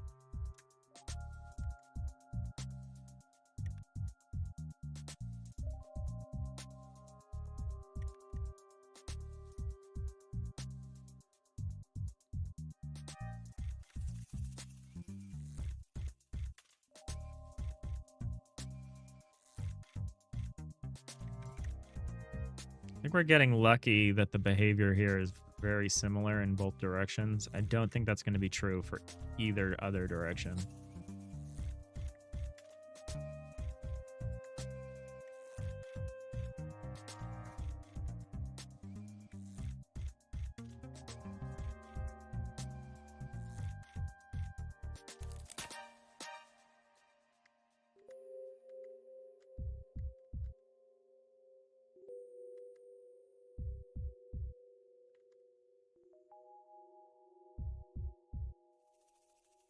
Do I like it like this? I think I might prefer it like this. I don't know.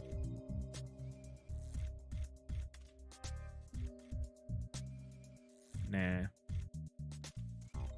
It's more clear if I just do it this way. More clear, a lot more clear what's going on.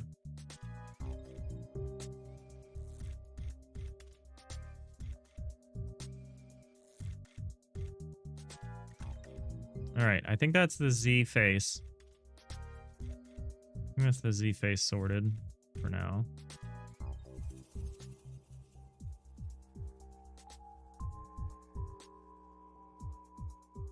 So now let's get these X and Y faces sorted. And if we do that, at least I'll be kind of happy. We can pick up the rest of it tomorrow, probably. But let's get these little guys sorted. At least for this case. Oh, hey, look at this. So if I'm on the edge, you can kind of see that I'm on the edge of this selection. Neat. I don't know if I like that, but that's neat. Oh, we shouldn't be able to select outside of the build area like that.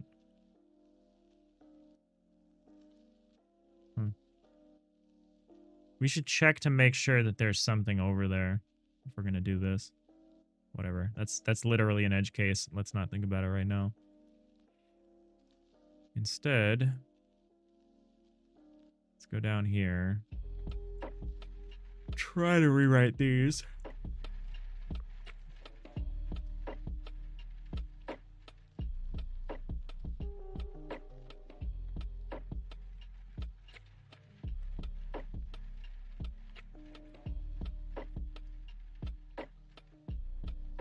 Can we rewrite it to be like the same? I feel like the behavior should be the same. I'm going to try it. We're going to try the same thing, see if it works. Why not? Is there anything else funky? There's this, whatever's going on here, which I think I need to think about more carefully. But otherwise, let's just try this.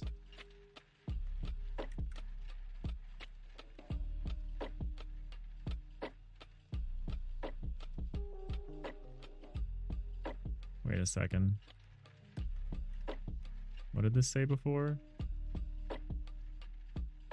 Y. Okay, we're checking the Y. All right, all right. Y is always a good question to ask. I'll grab this one then.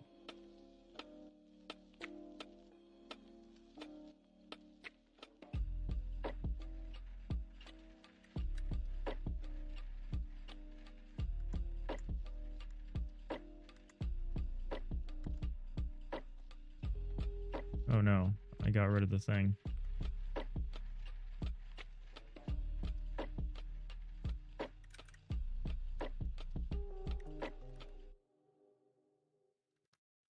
Hey, Ryder didn't... Oh, it did. Ryder is constantly like auto-tabbing things for me. Very opinionated about tabs and tab accessories.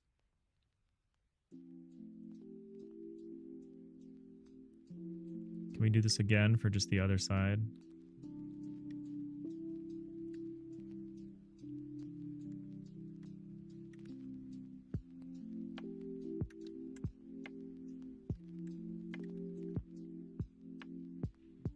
Okay, let's check this first. Then we'll check the up-down in a second here. I think the up-down is going to be harder.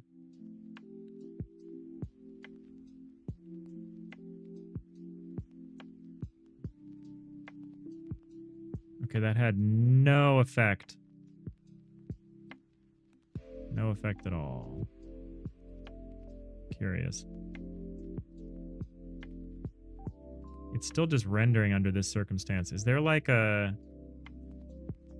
Is there something else I put in that I forgot to do here? Like some new thing?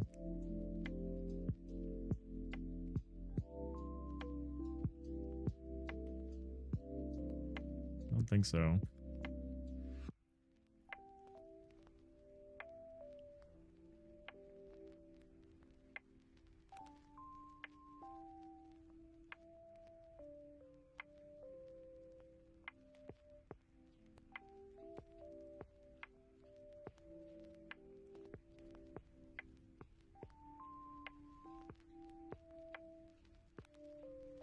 Oh, this case is simpler. This case is simpler.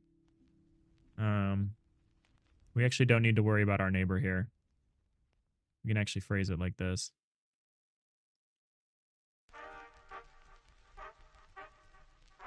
I don't think we need to worry about that. And I think we just need this. I think it's just this. I don't even think we look at our neighbor for this one.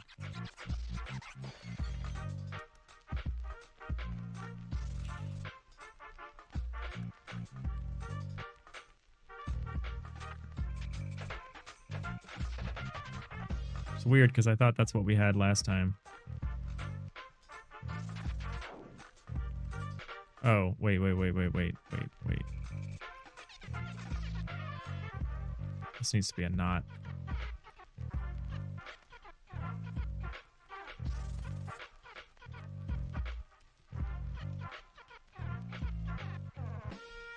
That didn't seem to do anything.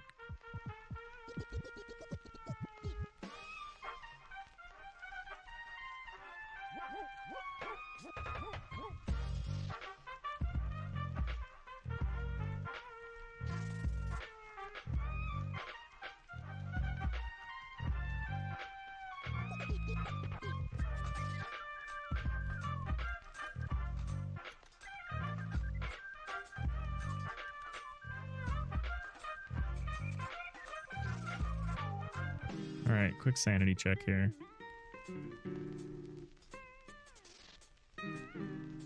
That also didn't do anything. Where am I working?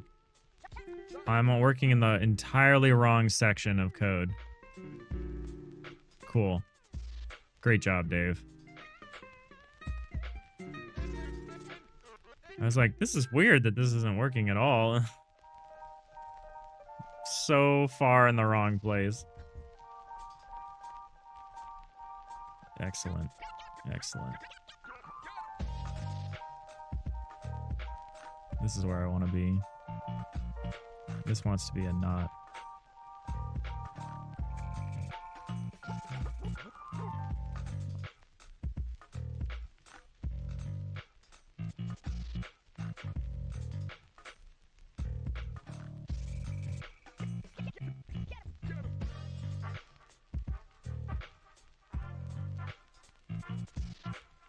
This won't work either, but I think we're getting closer to something that will, hopefully. There we go. Okay, yeah, that's almost there. This is wrong. We want to reverse the order of this a little bit. We want to say if not mask.contains all key XYZ.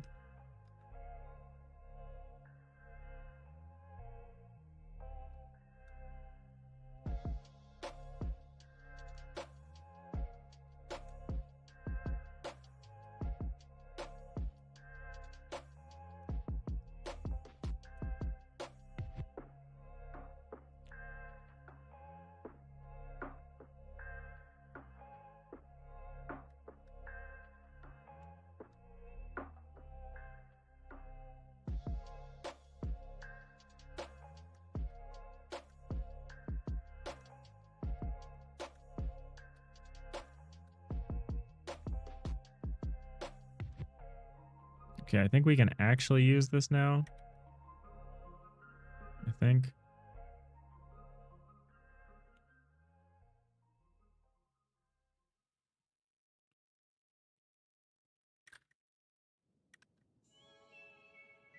This was the wrong direction, but it's closer.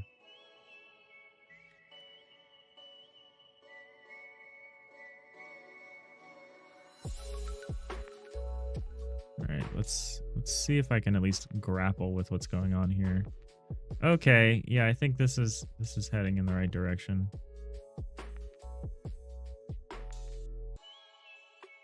I don't know about that though.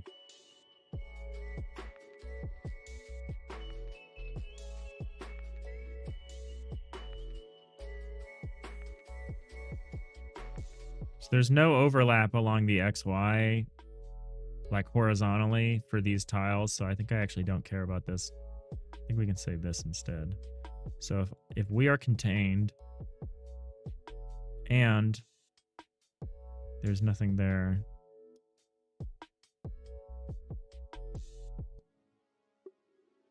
and it's not contained,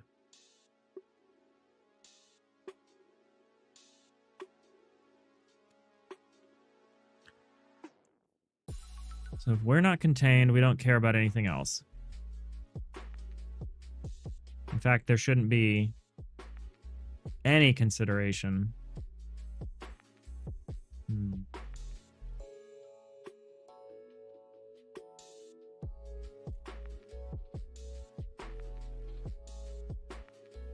So we only are interested in drawing these outlines if we are contained. So actually what I need to say is if not mask contains,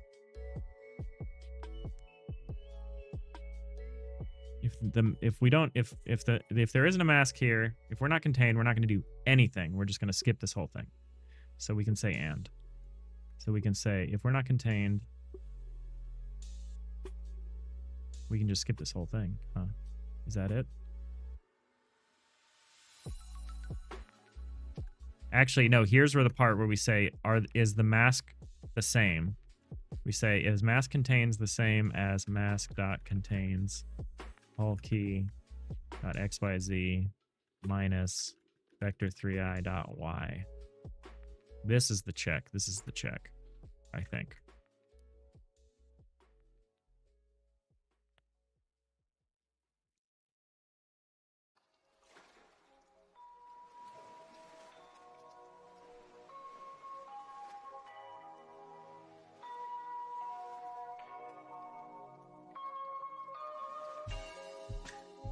I'm not sure. I'm having a hard time today. Which is fine. I think we're wrapping up soon.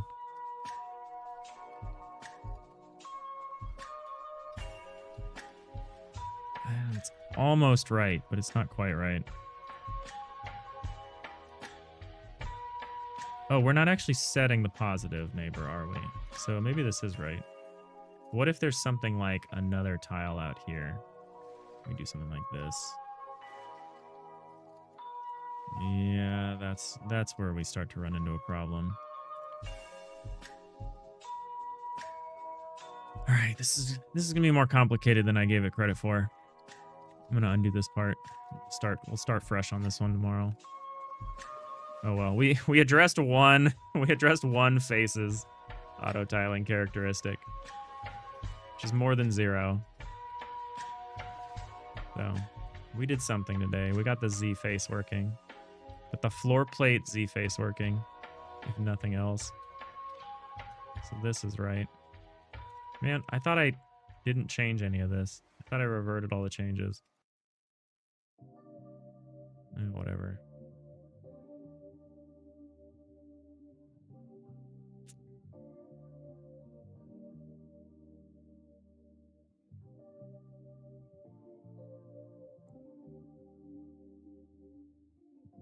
Oh, this change.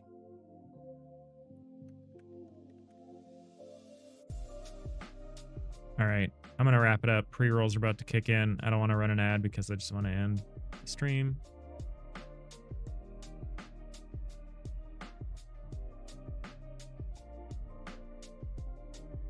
I don't think this was part of the code originally.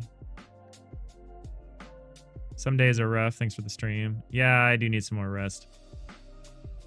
Thanks. Appreciate it. X plus minus X plus X.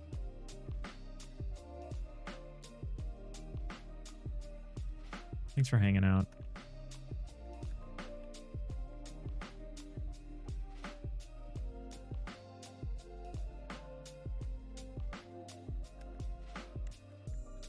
Really appreciate it.